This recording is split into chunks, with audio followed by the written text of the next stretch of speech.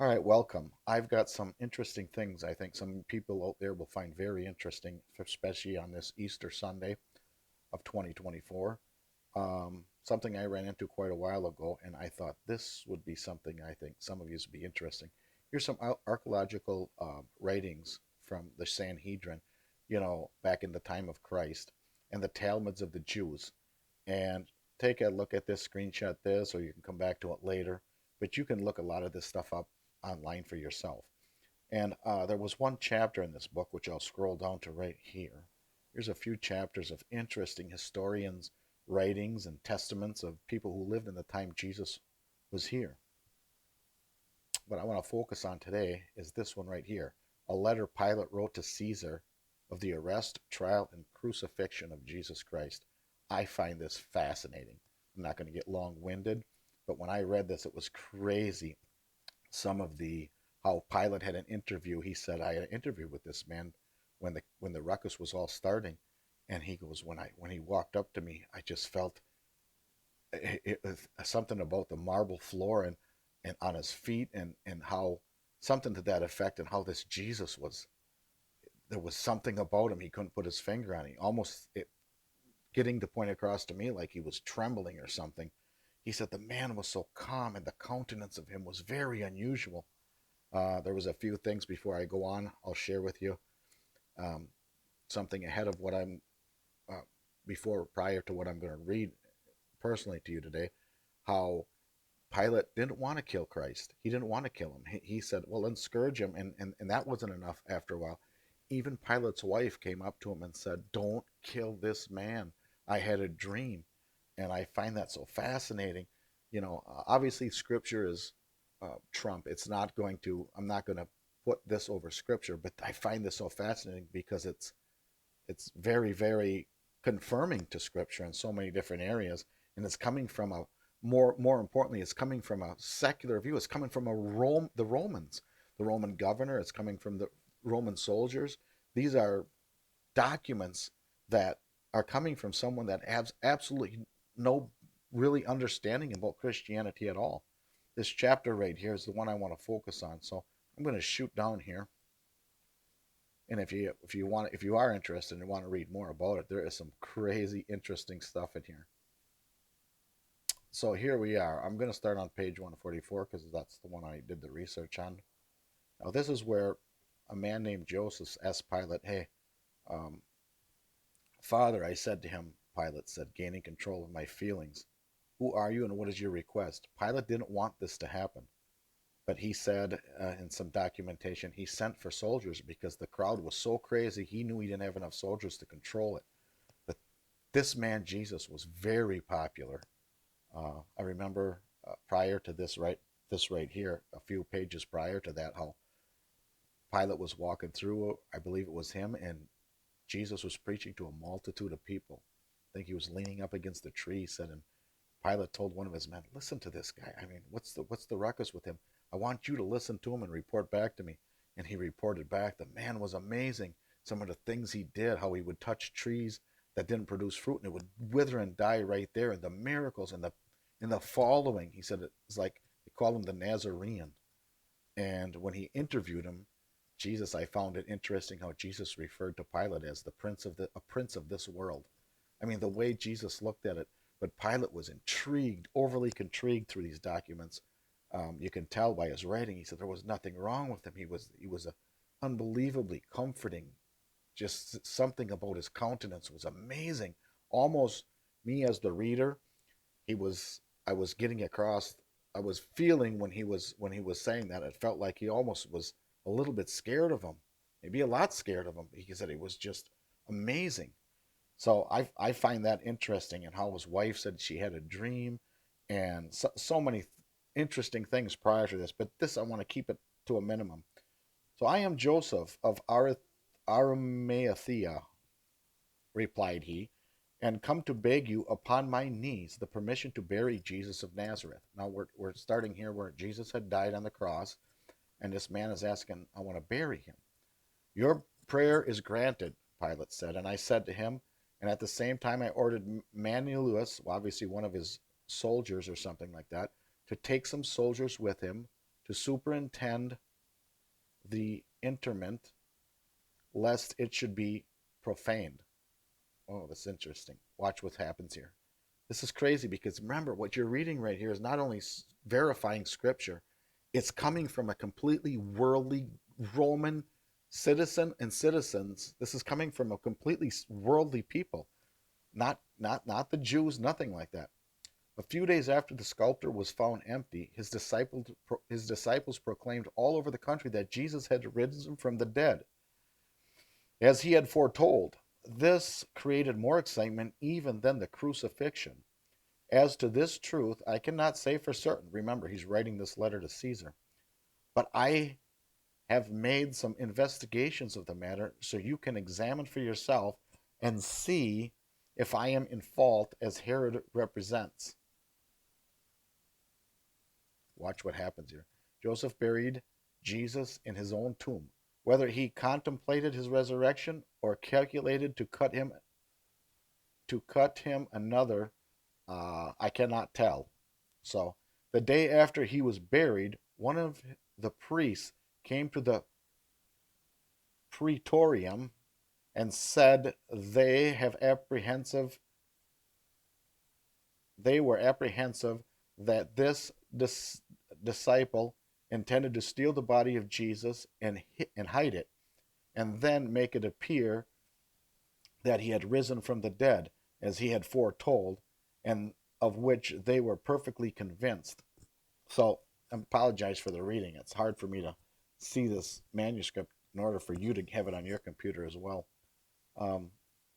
So they came to him and said, hey, wait a minute. We just like the scripture says, these disciples of him saying that there's going to resurrect, so somebody's going to steal the body. We want to watch it. The Sanhedrin, the Pharisees, the scribes, we want to watch it and make sure this doesn't happen.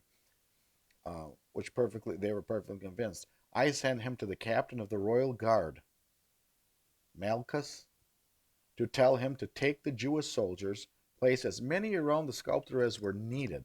Then if anything should happen, they could blame themselves and not the Romans. I guess that would remedy that. There, you want to do it? Fine, send your people. Then they can't blame he rose from the dead. Then when the great excitement arose about the sepulchre being found empty, I felt a deeper solicitude than ever. I sent for Malchus, who told me he had placed his lieutenant, Ben Isham, with 100 soldiers around the sepulchre, the tomb. He told me that Isham and the soldiers were very much alarmed what had occurred there that morning. Now, these are Roman soldiers telling you their account of this. Wow, this is interesting. I sent for this man Ishmael, who related to me, as near as I can recollect, the following circumstances. He said that about the beginning of the fourth watch, they saw a soft and beautiful light over the sepulchre. Amazing. These are Roman citizens, Roman guards. He at first thought that the women had come to embalm the body of Jesus as they were accustomed, but he could not see how they would have gotten through the guards. While these thoughts were passing through his mind, behold, the whole place was lighted up, and there seemed to be crowds of the dead in their grave clothing. The Bible talks about this, how when Jesus died on the cross, there was many seen and went to the holy city. Look, I got to read that again. While these thoughts were passing through his mind, behold, the whole place was lighted up, and there seemed to be a crowd of the dead with their grave clothes on. It's very accurately how Scripture tells us. And remember, if he's going to lie to somebody, he's not going to share this story. He's just telling what he saw. All seemed to be shouting and filled with ecstasy, while all around and above was the most beautiful music he had ever heard, and the whole air seemed to be full of voices praising God. At this time there seemed to be a reeling and swimming of the earth, whatever that means, so that he turned so sick and faint that he could not stand on his feet. This guy is telling his story firsthand to Pilate, and Pilate is relating this to Caesar.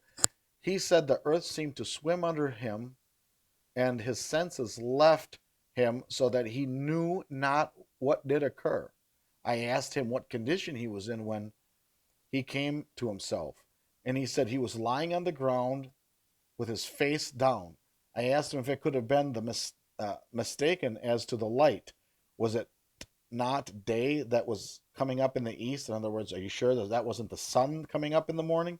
He said at first he thought of that, but at a stone's cast it was exceedingly dark, and then he remembered it was too early for day. I asked him if he was dizzy.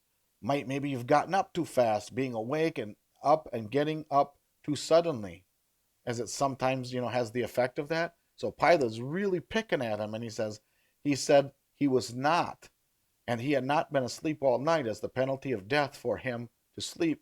It was the penalty of death for him to sleep on duty. He said he had let some of the soldiers sleep at a time. Some were asleep then. I asked him how long the scene lasted. He said he did not know, but he thought maybe nearly an hour. He said it was hid by the light of day. I asked him if he went to the sculptor after. Asked him if he went to the sculptor after he had come to himself. He said no, because he was afraid that just that just as soon as relief came, they all went to their quarters. I asked him if he had been questioned by the priest. Look at this. Did the priest, question you? He said he had. He said he had been questioned by them. They wanted him to say that it was an earthquake and that they were all asleep, and offered him money. They offered him money to say that the disciples came and stole Jesus. Just imagine that. They were bribing him, and he's saying, I'm not going to lie to Pilate. This is crazy. I'm not going to lie. But he said, yeah, they actually offered him money to lie and say his body was stolen. But he saw no disciples. He did not know what the body. He did not. Let me again. I apologize for this. It's small letters. He did not know that the body was gone until he was told. I asked him what was the private opinion of those priests he had covered with, and then he had conversed with, and he said some of them thought it was Jesus. Some of them thought Jesus was no man, so they had different feelings that he was not a human being, that he was not the son of Mary. So they're starting to think this is crazy stuff. But I'm going to stop right there. But think about it. This is an account of somebody. I can't say it enough. This is an account of just what this guy who he don't know anything about God or the Jewish people very much, or how the God of Abraham, Isaac, and Jacob. This is a worldly person just telling his boss what he saw and what he recollected, and for the conversations and the acquaintances Pilate had prior to Jesus' death is fascinating with this. But for Easter Sunday, we celebrate these things, we talk about these things, and I think it's so fascinating how you can see a piece of literature like this that is so it confirms Scripture. So I hope this helped you. I mean, be happy, be joyous. This stuff is all real. I mean, he's not going to say some of the things he said if he didn't see him. He can only report what he saw. So I hope you enjoyed this, and throw some comments in if you have anything, and have a good day.